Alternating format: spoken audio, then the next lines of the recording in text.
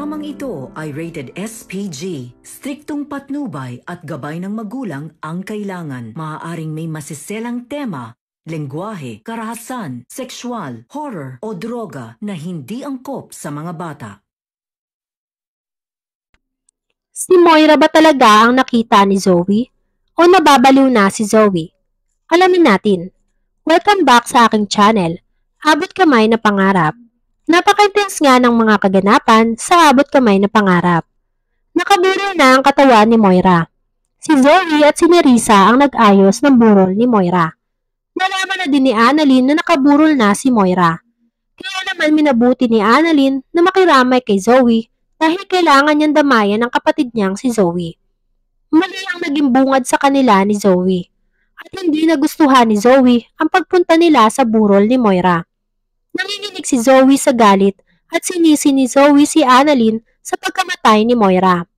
Dahil si Annalyn daw ang naging kontrabida sa buhay nilang mag-ina. Pinagbantaan ni Zoe ang buhay ni Annalyn. Matapos niya kumuha ng kutsilyo at isaksak sana kay Annalyn. Nakatitig na lang si Annalyn sa naging reaksyon ni Zoe. Dahil gulat na gulat si Annalyn sa sinabi ni Zoe at ginawa sa kanya ni Zoe. Dahil ang alam nga ni Annalyn ay maayos na silang dalawa at hindi na sila magkaaway. Inawat ni RJ si Zoe at lalong nagalit si Zoe dahil kinampihan na naman ni RJ si Annalyn. Sinabi ni Zoe na simula nang makilala ni Robert si Annalyn ay naging magulo na ang buhay nila at hindi na natatahimik ang buhay nilang mag-ina. Sinisi ni Zoe si Annalyn dahil sinira daw nilang mag-ina ang buhay nilang dalawa ni Moira.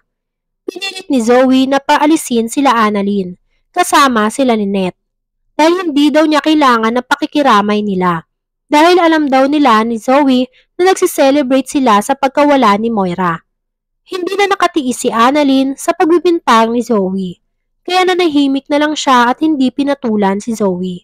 Naiyak siya sa masasakit na salitang binitawan ni Zoe sa kanya, kaya umiwas na lang siya kaysa lumaki pa ang gulo. Matapos ang pagwawala ni Zoe, ay napag-usapan nila ang naging reaksyon ni Zoe.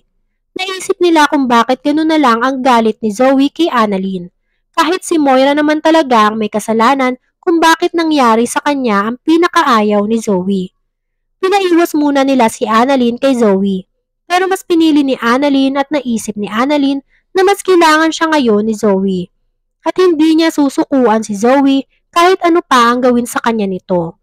Nagpumilit si Annalyn na hindi niya tatantanan si Zoe hanggat nagluluksa ito dahil kailangan ni Zoe ngayon na makakausap at makakasama dahil sa pinagdadaanan ni Zoe. Inintindi ni Annalyn na kaya ganun ang reaksyon ni Zoe sa kanya ay dahil sa nabigla lang ito at masakit para sa kanya na mawala ng isang ina. Samantalang, dumiretso sila sa isang kainan. Napag-usapan naman nila Lynette ang tungkol sa pagkawala ni Moira. Kinantsawan ni Josa si Lynette na finally malayang-malaya na daw si Lynette at RJ at maaari na daw silang mag-ibigan dahil patay na si Moira at wala nang kukontra sa pag-iibigan nilang dalawa. Sinangayunan ni Chang Susan ang sinabi ni Josa dahil si Moira lang naman daw talaga ang hadlang sa kanila. Kaya sila nagkalabuan ni RJ. Biniro nila si Lynette na mabubuo na ang pamilya nila ni Annalyn. Samantalang, tahimik lang na nakikinig si Lynette sa lahat ng biro nila.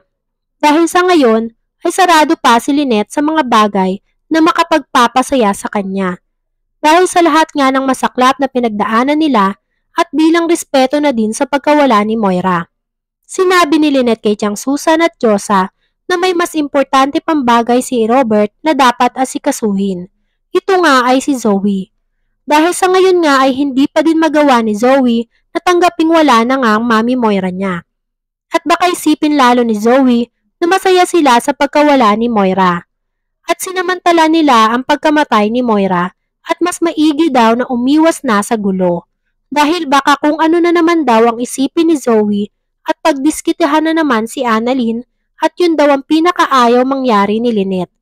Kaya mas pipiliin ni Lynette na manahimik muna at ipagsantabi ang nararamdaman niya. Sumang-ayon na lang sila Chang Susan sa sinabi ni Lynette dahil may point si Lynette sa sinabi niya para makaiwas na din sila sa gulo dahil alam nilang mana si Zoe kay Moira. Samantalang, nag-inom si Zoe dahil hindi niya matanggap ang pagkawala ni Moira. Nasaksihan ng lahat ang pagkalugmok ni Zoe. Awang-awa sila sa kalagayan ni Zoe. Hindi natigil si Zoe sa pag-iyak. Hindi niya matanggap na wala na ang nag-iisang kakampi niya. Nalaman ni Annalyn ang pag-iinom ni Zoe. Naawa siya ng husto kay Zoe. Dahil kahit anong pananakit daw ang abuti ni Annalyn kay Zoe, ay mas nangingibabaw pa daw sa kanya na magkapatid sila. At mas mag-iisip pa siya ng paraan para damayan si Zoe.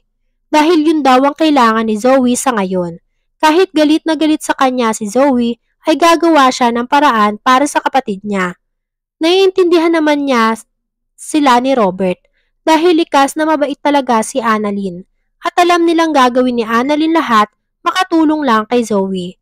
Pero pinayuhan nila si Annalyn na wag muna ngayon dahil baka pagbuntungan pa din siya ng galit ni Zoe.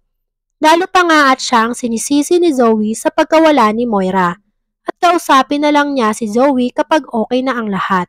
Sumang-ayon na lang muna si Annalyn dahil alam niyang masakit pa kay Zoe ang mga nangyari at ayaw niyang makadagdag pa sa stress ni Zoe. Lalo pa nga at siya ang sinisisi ni Zoe. Umalis na lang sila kahit masakit sa kanila. Napagbintangan sila ni Zoe. Samantalang, binisita ni Giselle si Justin. Naiyak si Justin nang makita niya si Giselle. Sukdula naman ang pagsisisi ni Justin sa nagawa niya. Hindi matanggap ni Justin na galit si Giselle sa kanya dahil sa maling desisyon na gawa niya at pagsunod niya sa utos ni Moira. Sinabi ni Giselle na nagkausap sila ni Eric at handa na nga siyang kasuhan si Eric. Umiyak si Justin, humingi siya ng tawad kay Giselle pero sadyang matigas ang puso ni Giselle dahil nasaktan siya ng husto sa ginawa ni Justin. Dahil nagawa niyang traidorin sarili niyang mami para lang sa paghihiganti nilang mag-ama. Hiniling ni Justin na saktan siya ni Giselle. Sinabi ni Justin na sampalin mo ako. Gantihan mo ako sa mga nagawa ko sa'yo. Saktan mo ako. Wala namang nagawa si Giselle. Naiyak din siya sa nangyayari kay Justin. Pero mas nangibabaw ang galit niya kay Justin. Kaya sinabihan niya si Justin na mas worse pa si Justin kesa kay Zoe. At hindi niya mapapatawad si Justin at maganda daw si Justin dahil sa kasong kakaharapin nila ng daddy niya. Umalis si Giselle na umiiyak. Samantalang naiwan naman si Justin na umiiyak dahil hindi siya mapatawad ng mami niya. Sising-sisi si Justin sa nagawa niya. Kahit ayaw pa siyang paniwalaan ng lahat. Naawa si Giselle kay Justin. Pero hindi siya pwedeng maging mahina dahil kailangang magbayad ni Justin. Dahil maraming inosente ang nadamay. Samantala, sa kalasingan ni Zoe, nakatulog siya sa lamay ni Moira. Hindi niya namalaya na nakatulog na pala siya. Nakatulog siya sa kakaiyak. Nang biglang may isang kamay na humawi sa kanya. Hinawi nito ang buhok ni Zoe. Tinamayan niya si Zoe at inabutan ng panyo. Sinabi nito kay Zoe na magpakatatag siya dahil hindi siya iiwan nito kahit kailan. Nagising bigla si Zoe na alimpungatan siya at biglang tumayo. Nakita naman siya nila Doc Luke at Joy.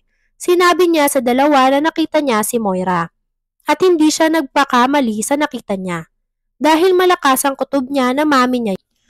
Pinaliwanag ni Zoe ang nakita niya. Sinabi ni Zoe na binigyan pa siya ng puting panyo at kinausap pa siya nito. Buhay ang mami Moira niya. Hindi naman makapaniwala si Doc Luke at Joy. Naisip nilang baka dala lang ng kalasingan ni Zoe, kaya niya nai-imagine si Moira. Hindi naman nagpapigil si Zoe dahil totoo daw na buhay pa si Moira. Hinanap ni Zoe si Moira.